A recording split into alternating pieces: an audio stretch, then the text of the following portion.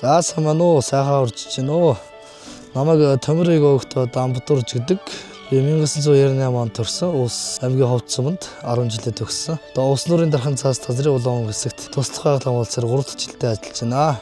Улс нуурын дархан цаас газар нь одоо 441 мянга талбайг хамаардаг. Одоо миний бие бол Улс нуурын дархан цаас газрын улаан хэсгийн 64 мянга талбайг хариуцсан хамгаалж ажилладаг. За миний хариуцсан хамгаалдаг улс нуур нь бол одоо маш онцлогтой. Харамсарын хөнөөц, Шиманлын нөөц газар дэлхийн үед одоо бүртгэгдсэн маш онцлогтой нуур юм аа. Мөн улс нуур нь одоо 367 зүйлийн шоу бүртгэгдсэн. Энд одоо маш нэн ховор зүйл болох хотын шоу, реликт цахлаа, хонь тодог, жороо тодог, таган толгойд ямаас үлт нухс гэх мэт маш олон зүйлийн усны ховор шоуд нүүдэл зэрдгээрээ улс нуур маань онцлогтой байгаа. За би улс нуурын дархан цаас газар 3 жилдээ ажиллаж байгаа. Айл хамгаалж хийж явах хугацаанд бол маш одоо бахархалтайгаар би ажиллаа гэдэг. Ажилдаа би маш их хайртай. За би Монгол экологийн зохион байгуулж байгаа хуралдаа 2026-д одоо яагаад оролцох болсон бэ гэдэг маань байгаль хамгаалал экологийн чиглэлээр одоо шинэ мэдлэг туршлага одоо суралцах зорилготой. Манлайлах ур чадвар бол одоо багаар ажиллахад ур чадвар арга барилаа сайжруулах. Мөн залуу судлаач нар бол